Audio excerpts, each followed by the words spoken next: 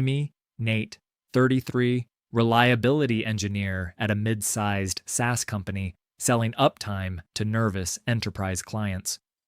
Our office has glass rooms, fake plant walls, giant status screens, and a founder who smiles hardest near investors. Most days stay quiet when systems behave, and my job turns into maintenance, coffee, and boring dashboards.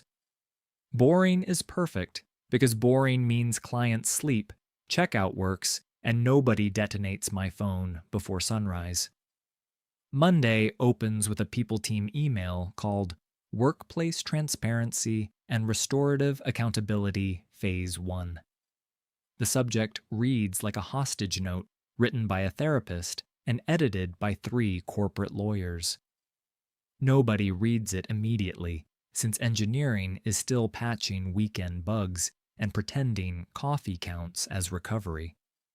30 minutes later, another email lands, then a calendar invite, then a mandatory Slack acknowledgement form. Every message repeats the same cult phrases: safer dynamics, visible accountability, repair culture, harm-aware collaboration, behavioral equity. Dev chat starts making jokes, then somebody types boys and deletes it before sending. That tiny deletion should have been our warning, because self-censorship arrived before the real rules did. Tuesday morning security stops everyone at the turnstiles and hands out brand new badges. Women get the normal white and blue cards with names and departments. Same plastic, same lanyards, same boring layout. Men get bright pink badges with a second line printed underneath. Visibility support participant. Tiny, cheerful font. The whole entrance goes silent, like someone cut the wedding music during a toast. Security shrugs and points to a laminated sheet taped beside the scanner. According to the sheet, pink badges reduce unintentional intimidation and improve transparency in shared spaces. One sales guy laughs because he thinks it has to be a prank. 3 people stare at him like he just yelled a slur in church. Right then, Marissa appears. Heels, sharp suit, expensive smile, tablet in one hand like a sidearm. She introduces herself as Marissa Vale, head of people and culture, voice polished for podcasts and lawsuits. Out comes the line immediately, not punitive, just a support tool for conscious workplace habits. From my side of the line, all I ask is what business problem this solves. Production incidents do not care what color my badge is. With a smile aimed directly at me, Marissa says, curiosity is welcome and challenge framing can wait for learning sessions. Around us, a few guys glance at my pink badge and then at the floor. Nothing explodes in that moment, which somehow feels worse than an argument. Later that morning, she joins stand-up without warning and watches everyone like a substitute teacher grading posture. Halfway through updates, she interrupts to praise my passion and remind the room that curiosity beats challenge. All I had done was correct a deployment timestamp. Her tone stays so gentle that objecting would make me look unstable. That was the first moment I felt the room help her by staying quiet. Next week arrives with a deck called Fair Task Distribution Pilot and 40 pastel arrows. The slides claim office labor falls unevenly across identity groups and hidden burdens must be rebalanced. In practice, men carry everything, move everything, set up everything, and fix anything physical. Women facilitate, coordinate, approve, document, guide, and provide process oversight, which mostly means telling us where to put boxes. Half my morning vanishes hauling monitors into a people team workshop, while a database alert blinks on my laptop. Marissa calls it embodied accountability, and says operational men benefit from reconnecting with support roles. Meanwhile, a client issue sits in queue while I carry folding chairs and power strips. Near the conference room, a product coordinator keeps redirecting me. Projector there, cables hidden, table angle softer. She is not evil, just newly promoted and terrified of crossing Marissa in public. Real work keeps stacking up while my pager vibrates and Slack fills with messages. Friday brings another rollout, culture health dashboard, giant screens mounted near the kitchen, and engineering pod. Those screens show department trends, behavior scores, risk spikes, compliance percentages, and rotating slogans about conscious communication. They call it anonymized, but men are wearing pink badges and everyone sits by team. By lunch, the ops row flashes yellow, then orange after I type, "Please roll back now" in incident chat. Marissa catches me staring and explains brevity can read as hostility when paired with technical authority. My answer is simple. Rollback now means roll back now, because payment queue freezes do not need poetry. Back comes her kindergarten smile. Urgency can coexist with softness if I choose growth. While she talks, my score drops 2 points on the screen in real time. Watching numbers move during a lecture about emotional weather gets under everybody's skin. Soon, ticket routing changes too, quietly, inside a process doc nobody had time to read. New queue logic weights harm impact and underrepresented voice priority before technical severity on some classes.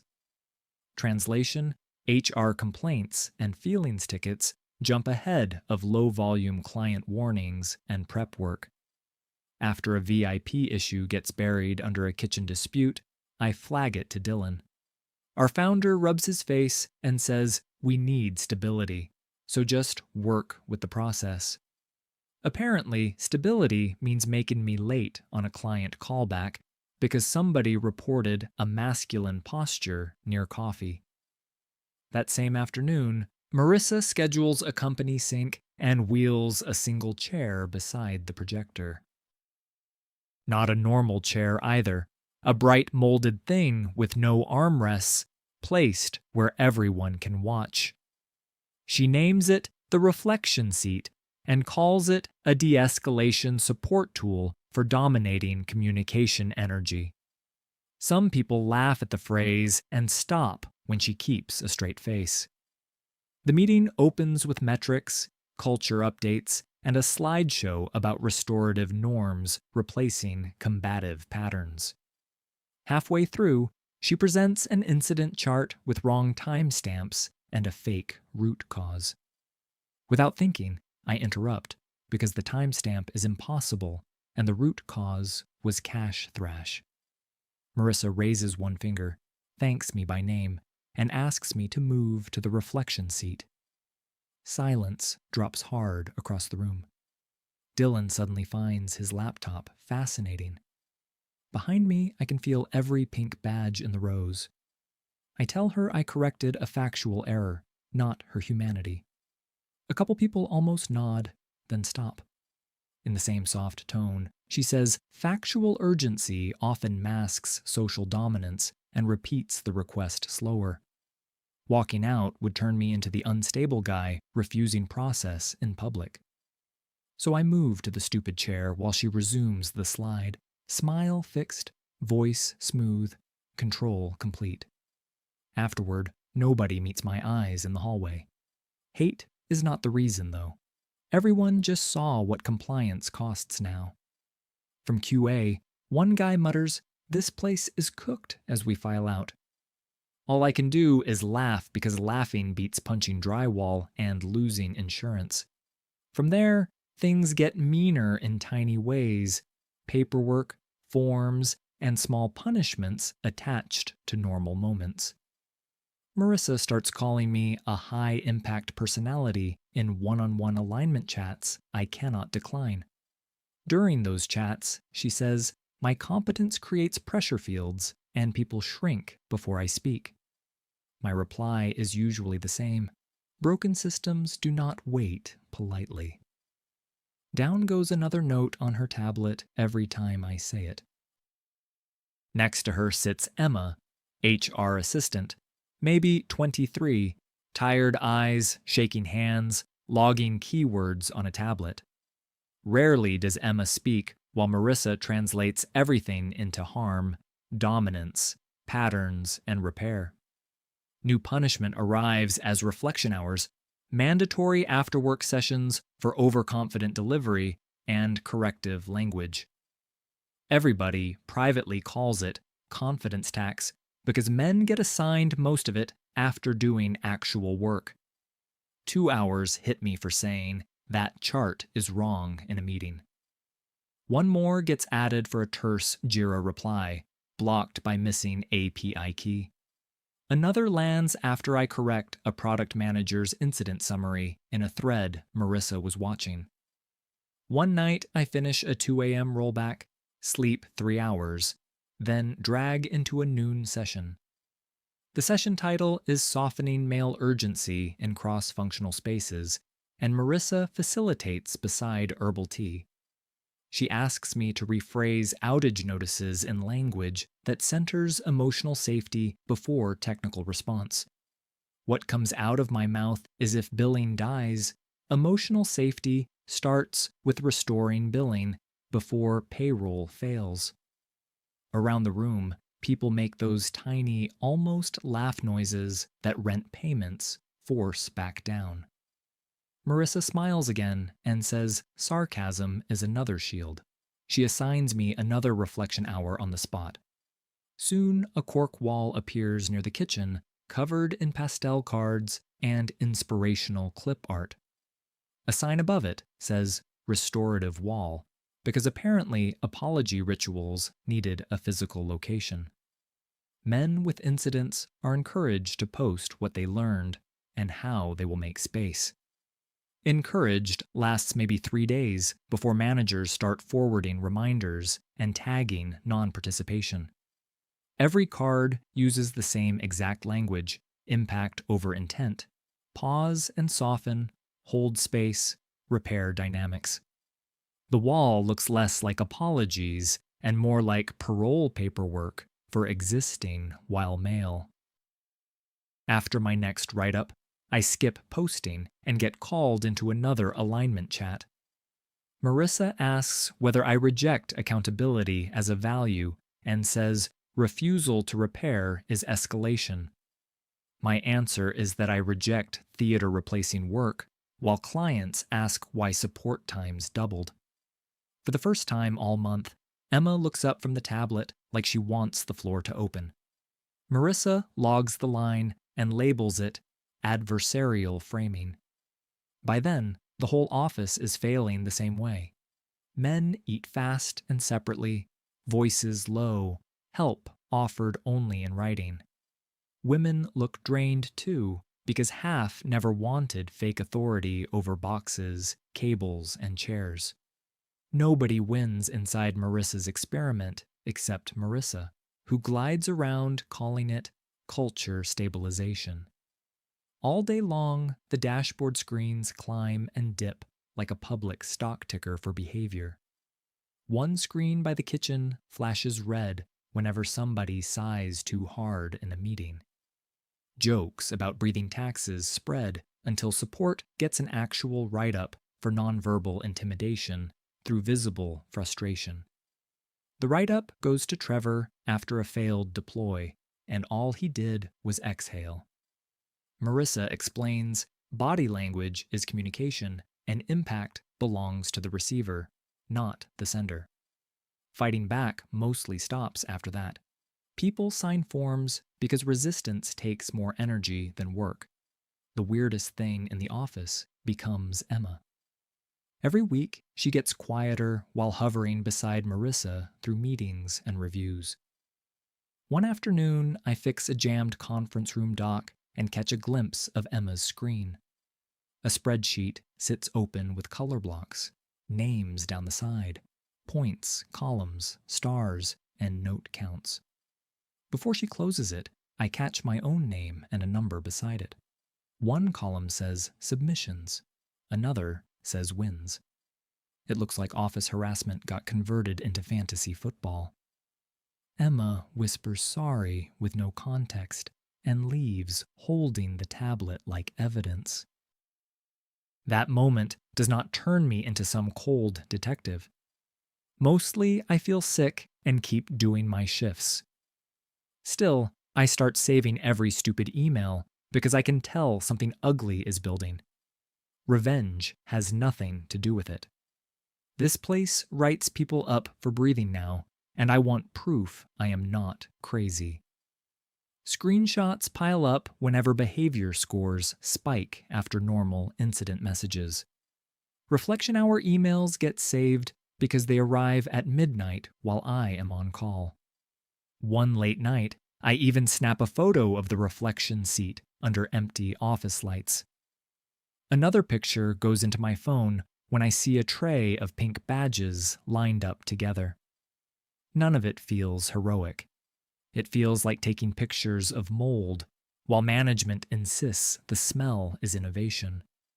Marissa keeps tightening everything because more friction looks like progress to her. Timers get added to meetings as fairness supports, which mostly punish confidence. Men are told to preface disagreement with acknowledgement statements before mentioning technical risk. People start speaking in soft corporate sludge and then DM me asking what is actually happening. My replies stay blunt but vague because blunt gets punished and vague is useless. Then she launches the final monster, live meeting safety protocol, and the whole office goes pale. For key meetings, men must submit comments into a moderation chat before speaking out loud. Green check means approved. Yellow means revise. Red means do not say that. Marissa presents it like aviation safety and says pilots use checklists, so mature cultures use speech checklists. Dylan nods, because Dylan nods at anything that sounds expensive enough for a board slide. Within a day, everyone calls it rewrite before speaking. Internal tests are already absurd, guys typing urgent answers while meetings move past the topic. Marissa keeps pausing threads to suggest warmer verbs, while actual decisions die waiting for approved wording.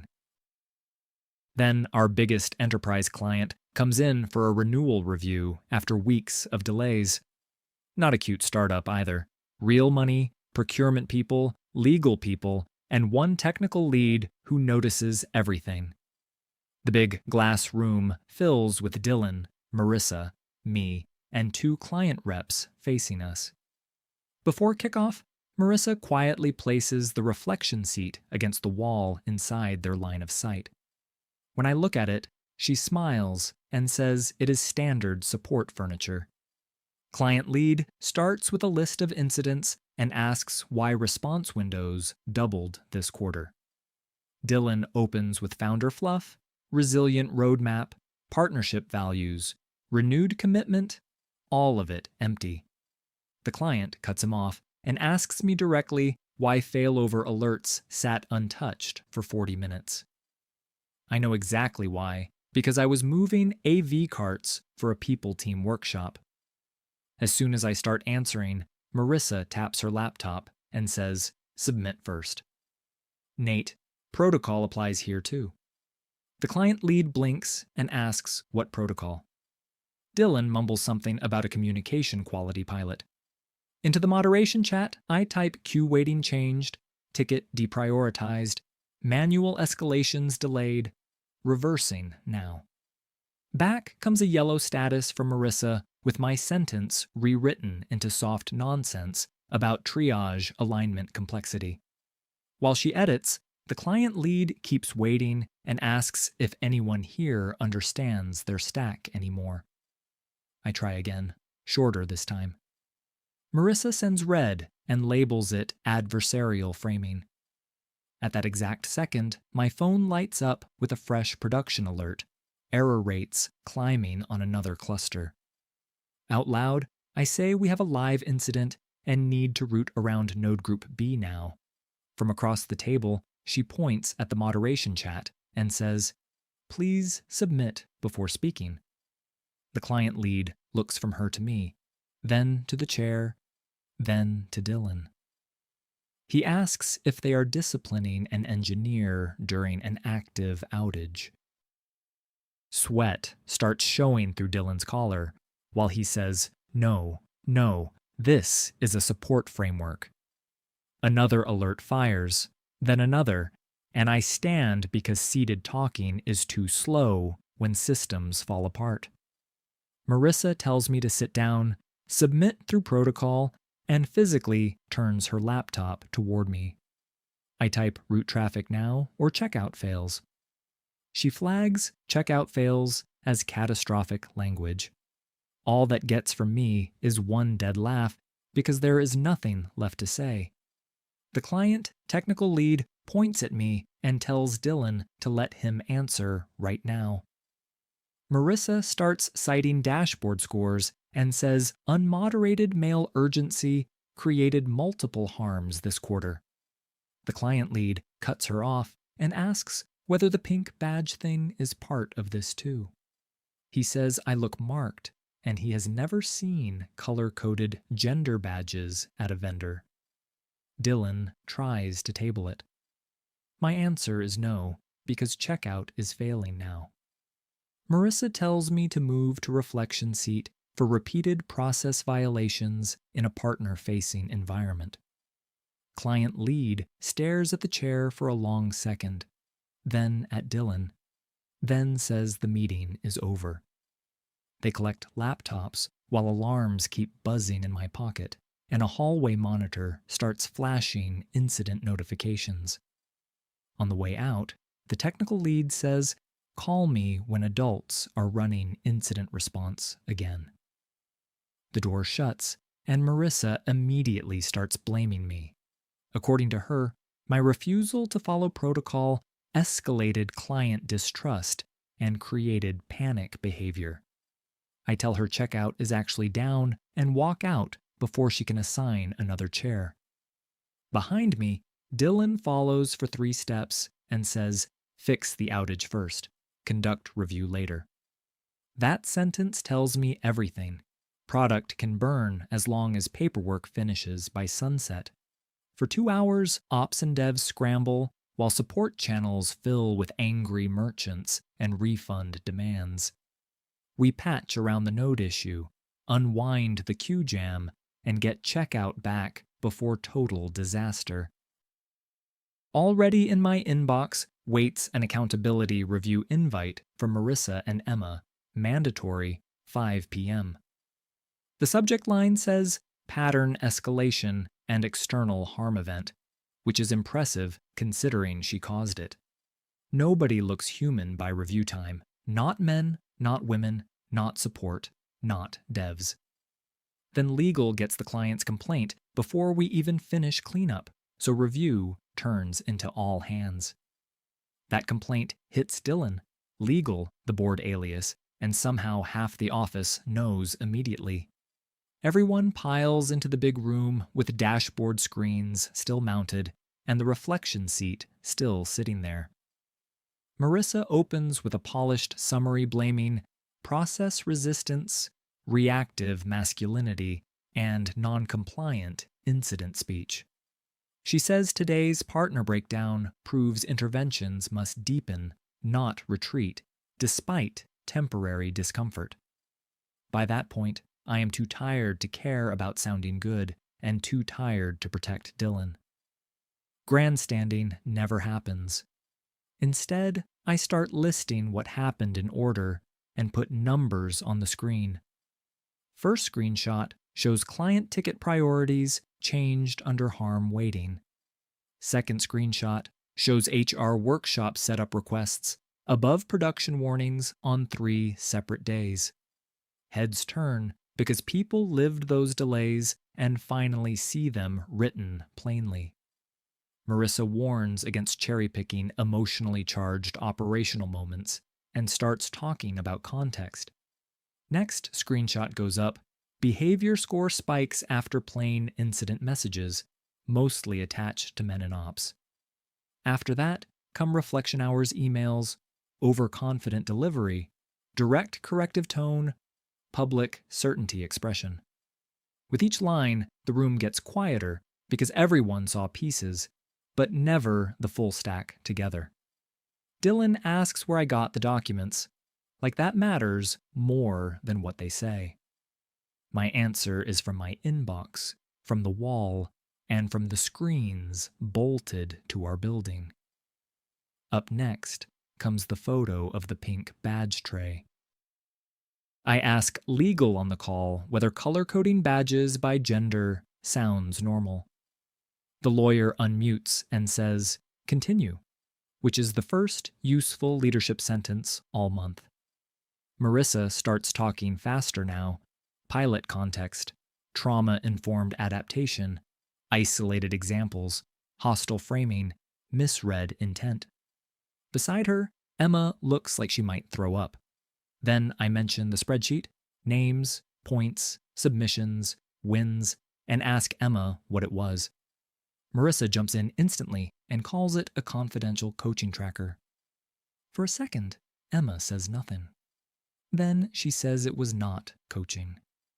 She stops, says sorry 3 times, and starts crying.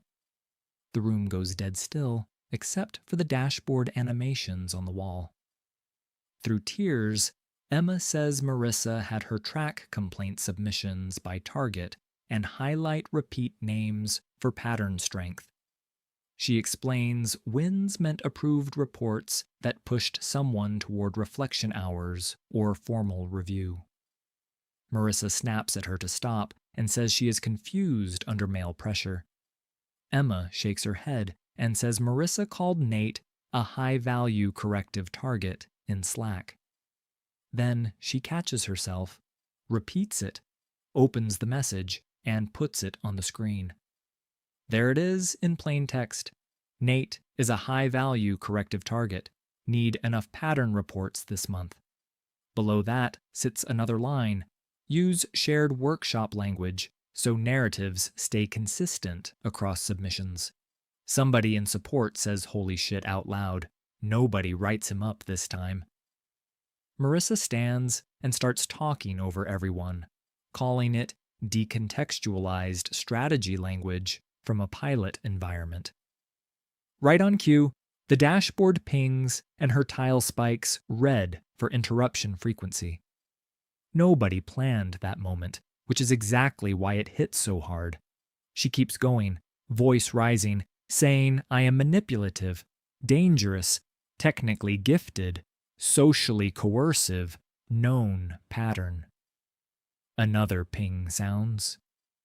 Another red spike appears. Hostile tone marker lights up under her profile tile.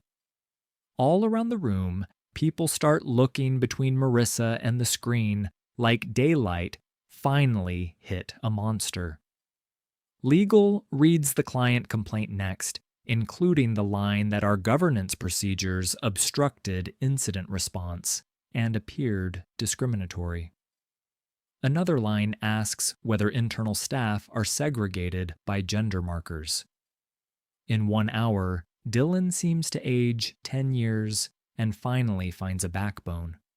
He says all culture pilots are paused effective immediately pending investigation and external counsel review. Marissa says halting safeguards exposes the company to masculine retaliation risk. The dashboard pings again and labels it retaliatory language. Somewhere in back, somebody snorts, trying not to laugh. That sound breaks the room's fear. Normal voices start rising all at once. Not a riot, just exhausted people finally speaking. From support comes, yes, she did that. From QA comes, yes, I saw that. Trevor mentions the write-up for exhaling, and the room actually laughs. The product coordinator admits she was told to reroute technical tasks to men for equity optics.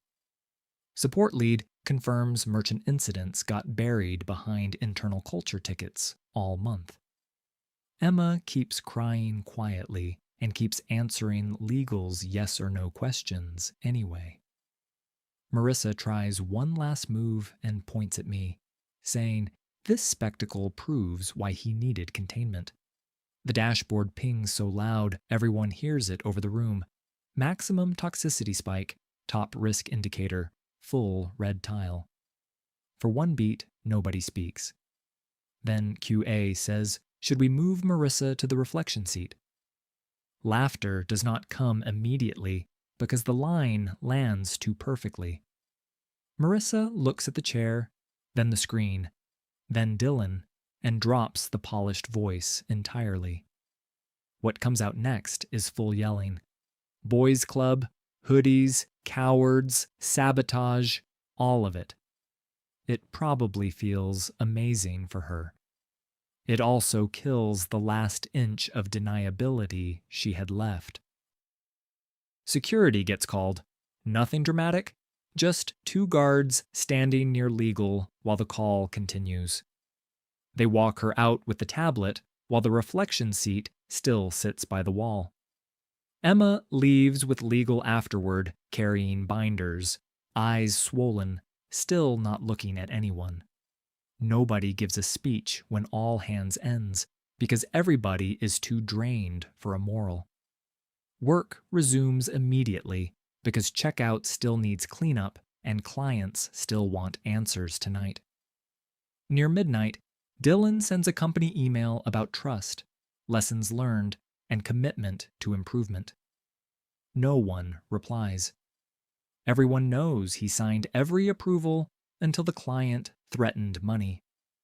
Next morning, the pink badge tray is gone, and old white badges are back at the turnstiles. By lunch, the restorative wall is stripped bare, and maintenance is unscrewing dashboard screens. Sometime that afternoon, the reflection seat disappears too. No announcement, no memo, just gone. People start talking in normal voices and keep waiting for punishment that never comes. Trevor exhales loudly on purpose by the coffee machine, and 3 people laugh into their cups. Alerts still hit my phone. Incidents still happen. Monday still sucks. None of that changes. What changes is the room. It feels like a workplace again instead of a behavior experiment. Later that week, the client renews short-term only with audit terms because damage still costs money. Fair enough. We earned that part, even if not everyone earned it equally. Walking past the conference corner, I catch myself looking where the reflection seat used to be. All that's left is scuffed carpet and empty space. Behind me, someone asks, "You got it, Nate." Plain voice, normal question, zero fear wrapped around it. For once, I just answer, "Yeah, got it." No green check needed before speaking.